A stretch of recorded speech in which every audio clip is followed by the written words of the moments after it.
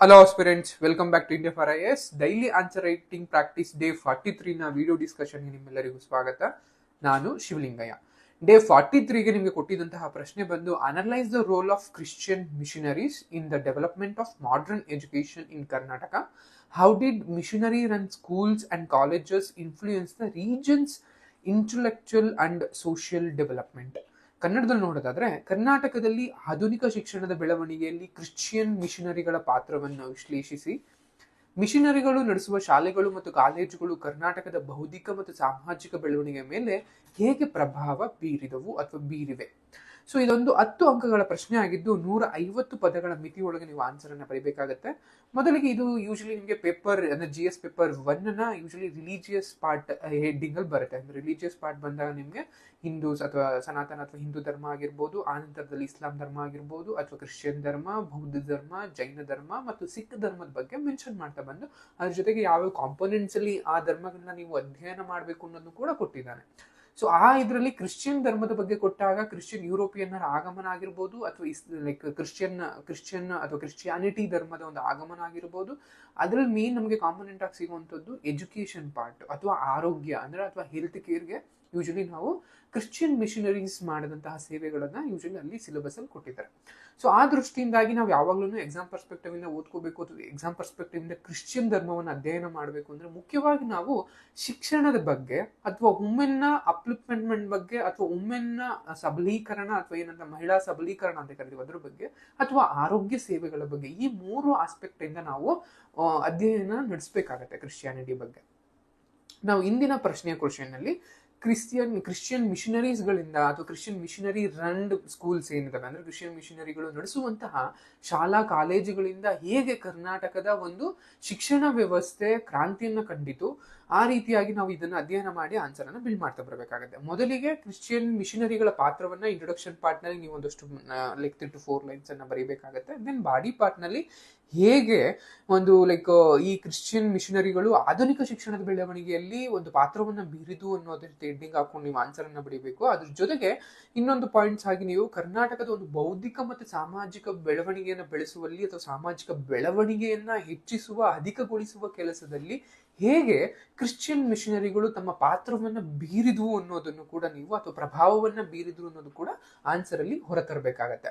ಆ ನಂತರ ಕನ್ಕ್ಲೂಷನ್ ಅಲ್ಲಿ ನೀವು ಇಂಟ್ರೊಡಕ್ಷನ್ ಅಲ್ಲಿ ಏನ್ ಶುರು ಮಾಡಿರ್ತೀರಾ ಅದು ಅಂಡ್ ಲೈಕ್ ಬಾಡಿ ಪಾರ್ಟ್ ನಲ್ಲಿ ಯಾವೆಲ್ಲ ಅಂಶಗಳು ಯೂಶಲಿ ನಮ್ಮ ಪ್ರಭಾವ ಬೀರಿದ್ದು ಅಥವಾ ಮಹತ್ವದ ಪಾತ್ರವನ್ನ ವಹಿಸುದು ಅಂತ ಏನ್ ಬಾಡಿ ಪಾರ್ಟ್ ಅಲ್ಲಿ ಬರ್ದಿರ್ತೀರಾ ಅದನ್ನ ಎರಡನ್ನೂ ಕನ್ಸೈಸ್ ಮಾಡಿ 3 to 4 ಲೈನ್ಸ್ ಅಲ್ಲಿ ಹೇಗೆ ಒಂದು ಲೈಕ್ ಕರ್ನಾಟಕದ ಒಂದು ಆಧುನಿಕ ಶಿಕ್ಷಣವನ್ನ ಒಂದು ಗ್ರಾಫ್ ಅಂತ ಏನ್ ಕರಿತೀವಿ ಅಥವಾ ಒಂದು ಏನು ಚಿತ್ರಣ ಅಂತ ಏನ್ ಕರಿತೀವಿ ಅದನ್ನ ಹೇಗೆ ಈ ಕ್ರಿಶ್ಚಿಯನ್ ಮಿಷನರಿಗಳು ಬದಲಾಯಿಸಿದ್ವು, ಅದರಿಂದ ಹೇಗೆ ಕರ್ನಾಟಕ ಒಂದು ಕೊಡುಗೆಯನ್ನ ಕಂಡಿತು, ಅದರ ಒಂದು ಲೈಕ್ ಫ್ರೂಟ್ಸ್ ಅನ್ನ ಅಥವಾ ಅದರ ಒಂದು ಫಲಿತಾಂಶವನ್ನ ಕರ್ನಾಟಕ ಹೇಗೆ ಇಂದಿನಲ್ಲಿ ಪಡಿತಾ ಇದೆ ಅನ್ನೋದರ ರೀತಿಯಲ್ಲಿ ಪಾಸಿಟಿವ್ ಆಗಿ ನೀವು ಆನ್ಸರ್ನ ಏನ್ ಮಾಡಿದಾಗ ಅದೊಂದು ನಿಮ್ಗೆ ಅತ್ಯುತ್ತಮವಾದಂತಹ ಅಥವಾ ಒಳ್ಳೆ ಗುಡ್ ಮಾರ್ಕ್ಸ್ ಅನ್ನ ಪಡೆಯುವಂತಹ ಒಂದು ಆನ್ಸರ್ ಆಗಿರುತ್ತೆ.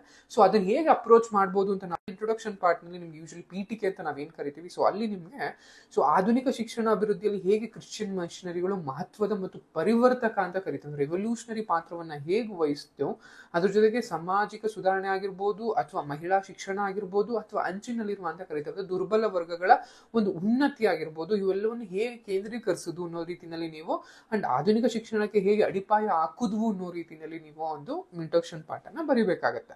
ಬಾಡಿ ಪಾರ್ಟ್ ಬಂದಾಗ ಕ್ರೈಸ್ತ ಮಿಷನರಿಗಳಿಂದ ಆರಂಭಿಸಿದಂತಹ ಶೈಕ್ಷಣಿಕ ಉಪಕ್ರಮಗಳು ಅಥವಾ ಯೋಜನೆ ಅಥವಾ ಇನಿಷಿಯೇಟಿವ್ಸ್ ಯಾವ್ದಾದ್ರು ಅಂತ ನೋಡಿದಾಗ ವಿಶೇಷವಾಗಿ ಕರ್ನಾಟಕದಲ್ಲಿ 18ನೇ ಮತ್ತು 19ನೇ ಶತಮಾನದಲ್ಲಿ ಮಿಷನರಿ ಚಟುವಟಿಕೆಗಳು ಶುರುವಾಗ್ತಾ ಬರ್ತವೆ. ಸೊ ಸಾಮಾಜಿಕ ಉನ್ನತಿ ಆಗಿರ್ಬೋದು ಅಥವಾ ಕ್ರಿಶ್ಚಿಯನ್ನ ಒಂದು ಧರ್ಮ ಪ್ರಚಾರವಾಗಿರ್ಬೋದು, ಈ ಎರಡರ ಒಂದು ಸಾಧನವಾಗಿ ಕ್ರಿಶ್ಚಿಯನ್ ಇಂಗ್ಲಿಷ್ ಎಜುಕೇಶನ್ ಅನ್ನ ಅಥವಾ ಎಜುಕೇಶನ್ ಅನ್ನ ಒಂದು ಲೈಕ್ ವೇ ಆಫ್ ಇನ್ಸ್ಟ್ರೂಮೆಂಟ್ ಆಗಿ ಯೂಸ್ ಮಾಡ್ತಾ ಬರ್ತಾರೆ.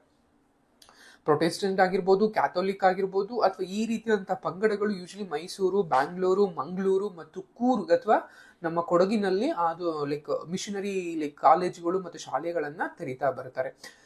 ಪ್ರಮುಖವಾದಂತಹ ಕೊಡುಗೆಗಳು ಏನೇನು ಅಂತ ನೋಡಿದಾಗ ಪ್ರಾಥಮಿಕ ಮತ್ತು ಪ್ರೌಢಶಾಲೆಗಳ ಒಂದು ಸ್ಥಾಪನೆ ಮಾಡೋದಾಗಿರ್ಬೋದು ಅಥವಾ ಇದ್ದಂತಹ ಒಂದು ಸ್ಕೂಲ್ಗಳಲ್ಲಿ ಅಥವಾ ಇದ್ದಂತಹ ಕಾಲೇಜುಗಳಲ್ಲಿ ಆಧುನಿಕ ಪಠ್ಯಕ್ರಮವನ್ನ ಪರಿಚಯ ಮಾಡಿದ್ದಾಗಿರ್ಬೋದು. ಅಲ್ಲಿವರೆಗೂ ಹಿಂದಕ್ಕೆ ಅಂದ್ರೆ ಇರ್ರಿಲೆವೆಂಟ್ ಅಂತ ಏನ್ ಕರಿತೀವಿ ಅಥವಾ ಅಪ್ರಸ್ತುತವಾದಂತಹ ಪಠ್ಯಕ್ರಮವನ್ನ ಬದಲಾಯಿಸಿ ಸೂಕ್ತವಾದಂತಹ ಅಥವಾ ಆಧುನಿಕ ಜಗತ್ತಿಗೆ ಅಥವಾ ಒಂದು ಪ್ರಸ್ತುತ ಒಂದು ಜಗತ್ತಿಗೆ ಬೇಕಾದಂತಹ ಅವಶ್ಯಕತೆ ಇರುವಂತಹ ಪಠ್ಯಕ್ರಮವನ್ನ ಸೇರ್ಪಡೆಗೊಳಿಸಿದ್ದಾಗಿರ್ಬೋದು.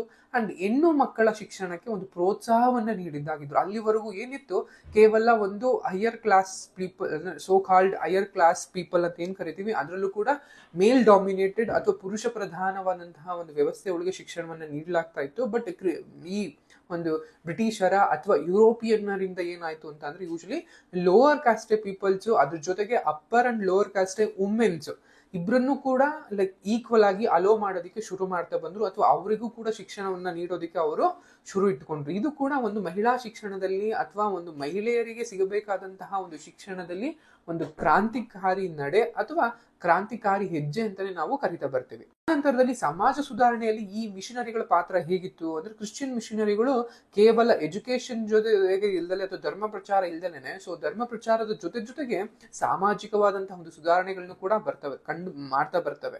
ಸೊ ಅದು ಹೇಗೆ ಅನ್ನೋದನ್ನ ನೀವು ಅನಲೈಸ್ ಮಾಡ್ತಾ ಬರ್ಬೇಕಾಗತ್ತೆ. ಅಂದ್ರೆ ಸಮಾಜ ಸುಧಾರಣಾ ಚಳಿವಳಿಗಳು ಏನಿದೆ ಅವುಗಳ ಹಿಂದೆ ಈ ಒಂದು ಮಿಷನರಿಗಳ ಪಾತ್ರ ನಾವು ಕಾಣ್ತಾ ಬರ್ಬೋದು.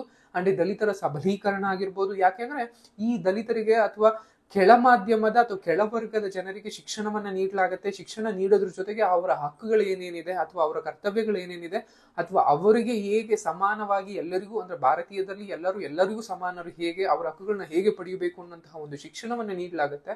ಸೊ ಆ ಮೂಲಕ ಅವರ ಒಂದು ಸಬಲೀಕರಣ ಅಥವಾ ಆಮೇಲೆ ಸೆಲ್ಫ್ ರೆಸ್ಪೆಕ್ಟ್ ಮೂವ್ಮೆಂಟ್ಗಳಾಗಿರ್ಬೋದು, ಇವೆಲ್ಲವನ್ನು ನಾವು ಕಾಣ್ತಾ ಬರ್ತೀವಿ. ಅಂಡ್ ಸಾಮಾಜಿಕ ಸಮಾನತೆಯ ಒಂದು ಪ್ರಚಾರ ಅಥವಾ ಪ್ರೋತ್ಸಾಹವನ್ನು ಕೂಡ ಮಿಷನರಿಗಳ ಒಂದು ಪ್ರಮುಖ ಒಂದು ಏನಂತ ಹೇಳ್ತೀವಿ ಅದರಿಂದ ಆದಂತಹ ಅಂತ ಕೇಳ್ತಾ ಬರ್ತೀವಿ. ಇನ್ನು ಬೌದ್ಧಿಕ ಪ್ರಭಾವ ಮತ್ತು ಪಠ್ಯಕ್ರಮ ಅಭಿವೃದ್ಧಿನಲ್ಲಿ ಹೇಗೆಲ್ಲ ಇತ್ತು ಅಂದ್ರೆ, ಒಂದು ಸಿಲೆಬಸ್ ಅಂತ ಏನ್ ಕರಿತೀವಿ ನಾವು, ಆ ಸಿಲೆಬಸ್ ನಲ್ಲಿ ಒಂದು ಶಿಕ್ಷಣ ಶಾಸ್ತ್ರವನ್ನ, ಪಠ್ಯಕ್ರಮವನ್ನ ಅಗತ್ಯವಾಗಿರುವಂತಹ ಅಥವಾ ನೀಡಿ ಅಂತ ಕರಿತೀವಿ, ಅಂದ್ರೆ ಬೇಕಾಗಿರುವಂತಹ ಪ್ರಸ್ತುತತೆಯನ್ನ ಹೊಂದಿರುವಂತಹ ಪಠ್ಯಕ್ರಮವನ್ನ ಶಿಕ್ಷಣ ರಂಗದಲ್ಲಿ ಅಥವಾ ಶಿಕ್ಷಣ ಕ್ಷೇತ್ರದಲ್ಲಿ ತರಲಾಗತ್ತೆ. ಸೊ ಇದು ನಮಗೆ ಬೇಕಾದಂತಹ ಮಕ್ಕಳನ್ನ ಆಧುನಿಕ ಕಾಲಕ್ಕೆ ಅಥವಾ ಆಧುನಿಕ ತಂತ್ರಜ್ಞಾನಕ್ಕೆ ಒಗ್ಗಿಕೊಳ್ಳೋದಕ್ಕೆ ತುಂಬಾನೇ ಸಹಾಯಕಾರಿಯಾಗಿರುತ್ತೆ. ಇದ್ರ ಜೊತೆಗೆ ಆಧುನಿಕ ವಿಷಯಗಳಾಗಿರ್ಬೋದು ಅಥವಾ ನೈತಿಕ ಮತ್ತು ನೈತಿಕ ಶಿಕ್ಷಣದ ಮೇಲೆ ಕೇಂದ್ರೀಕರಣವನ್ನ ಈ ಮಿಷನ್ ಬರ್ತವೆ.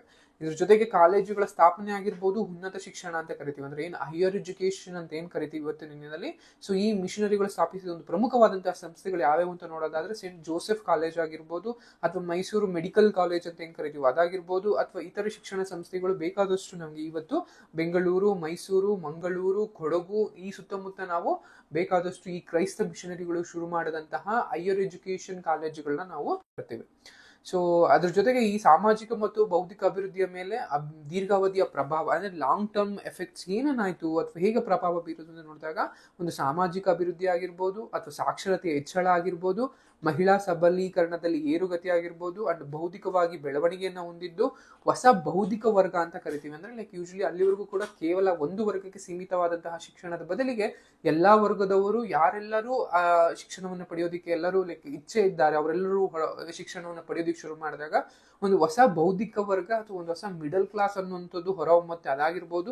ಅಂಡ್ ರಾಷ್ಟ್ರೀಯವಾದಿ ಚಳುವಳಿಗೆ ಕೊಡುಗೆಯನ್ನ ನೀಡ್ತಾ ಬರುತ್ತೆ. ಅಂದ್ರೆ ಯೂಶಲಿ ನಾವೇನ್ ಫ್ರೀಡಮ್ ಮೂವ್ಮೆಂಟ್ ಅಂತ ಕರಿತೀವಿ ಅಥವಾ ಸ್ವಾತಂತ್ರ್ಯ ಚಳುವಳಿ ಅಂತ ಕರಿತೀವಿ, ಈ ಸ್ವಾತಂತ್ರ್ಯ ಚಳುವಳಿನಲ್ಲಿ 100ರಲ್ಲಿ 60ರಿಂದ 70 ಭಾಗ ಈ ಮಿಷನರಿಗಳಿಂದ ಅಥವಾ ಇಂಗ್ಲಿಷ್ ಶಿಕ್ಷಣವನ್ನ ಪಡೆದು ಪಾಶ್ಚಾತ್ಯ ಇತಿಹಾಸವನ್ನ ಅಥವಾ ಪಾಶ್ಚಾತ್ಯ ಆಗುಹೋಗುಗಳನ್ನ ಓದ್ಕೊಂಡಂತಹ ನಾವು ಶಿಕ್ಷಿತರನ್ನೇ ನಾವು ನೋಡ್ತಾ ಬರ್ತೀವಿ. ಸೊ ಅದರಿಂದಾಗಿ ರಾಷ್ಟ್ರೀಯವಾದಿ ಅಥವಾ ನ್ಯಾಷನಲ್ ಮೂವ್ಮೆಂಟ್ ಅಂತ ಏನ್ ಕರಿತೀವಿ, ಈ ರಾಷ್ಟ್ರೀಯವಾದಿ ಚಳುವಳಿಗೆ ಈ ಒಂದು ಈ ಒಂದು ಕ್ರೈಸ್ತ ಮಿಷನರಿಗಳಿಂದ ಶಿಕ್ಷಣವನ್ನ ಪಡೆದಂತಹ ವಿದ್ಯೆ ಅಪಾರವಾದದ್ದು. ಸೊ ಇವೆಲ್ಲದರಿಂದಾಗಿ ನಿಮ್ಗೆ ಒಂದು ಕನ್ಕ್ಲೂಷನ್ ಅನ್ನು ತರಬೇಕಾಗತ್ತೆ. ಹೇಗೆ ಅಂತ ಅಂದ್ರೆ, ಕರ್ನಾಟಕದಲ್ಲಿ ಆಧುನಿಕ ಶಿಕ್ಷಣವನ್ನ ರೂಪಿಸುವಲ್ಲಿ ಕ್ರೈಸ್ತ ಮಿಷನರಿಗಳು ಪ್ರಮುಖ ಪಾತ್ರವನ್ನ ವಹಿಸಿವೆ. ಅವರ ಪ್ರಯತ್ನಗಳು ಶಿಕ್ಷಣ ಸಂಸ್ಥೆಗಳ ಸ್ಥಾಪನೆಗೆ ಕೊಡುಗೆ ನೀಡಿದ್ದು ಮಾತ್ರವಲ್ಲದೆ ಗಮನಾರ್ಹವಾದಂತಹ ಸಾಮಾಜಿಕ ಸುಧಾರಣೆಗಳನ್ನು ತಂದವು. ವಿಶೇಷವಾಗಿ ಲಿಂಗ ಸಮಾನತೆ, ಜಾತಿ ತಾರತಮ್ಯ ನಿವಾರಣೆ, ಸಾಮಾಜಿಕ ಚಲನಶೀಲ ಕ್ಷೇತ್ರಗಳಲ್ಲಿ ಅದರಲ್ಲೂ ಕೂಡ ಸಾಕ್ಷರತೆ, ಉನ್ನತ ಶಿಕ್ಷಣ ಮತ್ತು ಆಧುನಿಕ ಪಠ್ಯವನ್ನು ಉತ್ತೇಜಿಸುವ ಮೂಲಕ ಮಿಷನರಿ ಶಾಲೆಗಳು ಮತ್ತು ಕಾಲೇಜುಗಳು ವಸಾಹತುಶಾಹಿ ಮತ್ತು ವಸಾಹತುಶಾಹಿ ನಂತರದ ಅವಧಿಯಲ್ಲಿ ಕರ್ನಾಟಕದಲ್ಲಿ ತೆರೆದುಕೊಂಡಂತಹ ಸಾಮಾಜಿಕ, ರಾಜಕೀಯ ಮತ್ತು ಸಾಂಸ್ಕೃತಿಕ ರೂಪಾಂತರಗಳಲ್ಲಿ ಬೌದ್ಧಿಕ ಅಡಿಪಾಯವನ್ನು ಹಾಕಿದವು. ಅದರ ಶಾಶ್ವತ ಪರಂಪರೆಯು ಇಂದು ಈ ಕರ್ನಾಟಕದ ಶೈಕ್ಷಣಿಕ ಮತ್ತು ಸಾಮಾಜಿಕ ರಚನೆಯಲ್ಲಿ ಅನುಭವಿಸುತ್ತಿದೆ. ಈ ರೀತಿಯಾಗಿ ಒಂದು ಕನ್ಕ್ಲೂಷನ್ ಮಾಡ್ತಾ ಬರ್ಬೇಕಾಗತ್ತೆ. ಇನ್ನು ಇಂಗ್ಲಿಷ್ ಮೀಡಿಯಂ ಅಲ್ಲಿ ಏನ್ ಬರೀತಿರೋ ಮಕ್ಕಳು ಅಥವಾ ಇಂಗ್ಲಿಷ್ ಮೀಡಿಯಂ ಅಲ್ಲಿ ಓದುವಂತಹ ಮಕ್ಕಳಿಗೆ ಸೇಮ್ ಕನ್ನಡದಲ್ಲಿ ಓದು ಡಿಸ್ಕಷನ್ ಮಾಡ್ದು. ಅದೇ ರೀತಿಯಲ್ಲಿ ಇಂಟ್ರೊಡಕ್ಷನ್ ಪಾರ್ಟ್ ಬಂದಾಗ how early education initiative by the like missionaries ಅಂತ ಅನ್ನೋ ರೀತಿಯಲ್ಲಿ, ಜೊತೆಗೆ role of missionaries in social reforms, intellectual impact on curriculum development ಆಗಿ ಅಥವಾ establishment of colleges and higher education, the long term impact on social and intellectual development in and conclusion. ಈ ರೀತಿಯಾಗಿ ನೀವು answer ಅನ್ನ ಬರಿತಾ ಬಂದಾಗ ಅದೊಂದು ಪರಿಪೂರ್ಣವಾದ ಆನ್ಸರ್ ಆಗಿರುತ್ತೆ ಅಂಡ್ ಹೆಚ್ಚು ಮಾರ್ಕ್ಸ್ ಅನ್ನ ಗಳಿಸುತ್ತೆ ಅನ್ನುವಂಥದ್ದು ಆಶಯ ಆಗಿರುತ್ತೆ. ಸೊ ಈ ರೀತಿಯಾದಂತಹ ಅಂಶಗಳನ್ನ ನೀವು ಆನ್ಸರ್ ಬರಿಬೇಕಾದ್ರೆ ಅನಲೈಸ್ ಮಾಡಿ ಅದನ್ನ ನಿಮ್ಮ ಆನ್ಸರ್ ನಲ್ಲಿ ಇನ್ಪುಟ್ ಆಗಿ, ಅಂದ್ರೆ ಅದನ್ನ ನಿಮ್ಮ ಆನ್ಸರ್ ಅಲ್ಲಿ ಇಟ್ಕೊಂಡು ಆನ್ಸರ್ ಅನ್ನ ಬಿಲ್ಡ್ ಮಾಡಿದ್ರೆ ಅದೊಂದು ಉತ್ತಮವಾದ ಉತ್ತರ ಆಗಿರುತ್ತೆ ಅಂತ ಭಾವಿಸ್ತಾ ಈ ವಿಡಿಯೋ ನಿಮಗೆ ಎಂಡ್ ಮಾಡ್ತಾ ಇದ್ದೀನಿ. Thank you.